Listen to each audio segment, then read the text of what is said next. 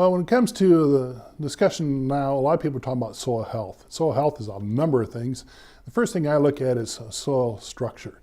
We got to stop destroying soil structure with tillage. Mother Nature has never done tillage. Mother Nature builds structure by freeze-thaw, by wetting and drying. The soils shrink and expand, but it also builds a structure by growing roots into that soil. So I want to build a structure that allows water to penetrate and gas exchange to occur so the roots can do respiration and for the roots can penetrate. So build that structure. Well, soil health, a lot of people say it's 4, 5, 6 different principles. The main ones are keep the soil covered all times of the year, whether it be crop residue, whether it be a growing crop, something there to keep the sun and wind off the soil surface or absorb raindrop impact. Number 2 is minimal soil disturbance. Don't destroy the structure, don't destroy the living life in the soil, so minimal disturbance. Third thing is diversity. It's just like you and I like diverse diet to eat, so is our soil, so our soil health. So I want cool season crops, warm season crops, legumes, carbon crops, pollinators. I want diversity out the system.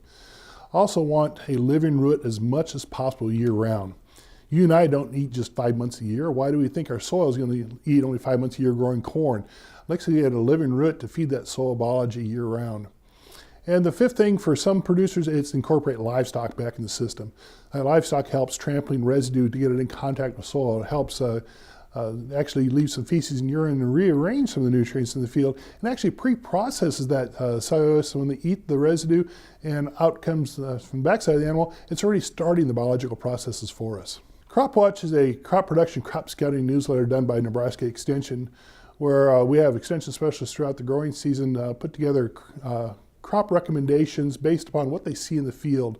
We love watching what's blowing up from the south, for instance. We love watching what's happening for disease, but then more important, alert people what to do.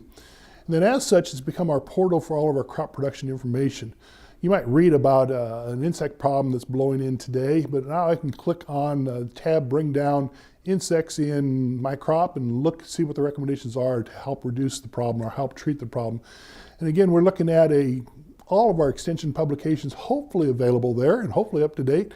And that's why the weekly newsletter is important, because it does stay up to date that way. Well, growers learn a lot from the university people who have done research, but more important, they learn from others like themselves. And a lot of times university research gets criticized because, well, you don't have to make money at it. Farmer has to make money at it, so I'm going to do it different. Well, I like to do my extension programs making money. I like to do mine to build profitability, build productivity, reduce risk to the environment, build soil health. Those are things that farmers are doing to be long-term successful. That's where conferences like this, we have a lot of farmer presenters because they're the ones doing it. So they're the ones that are going to teach you the most.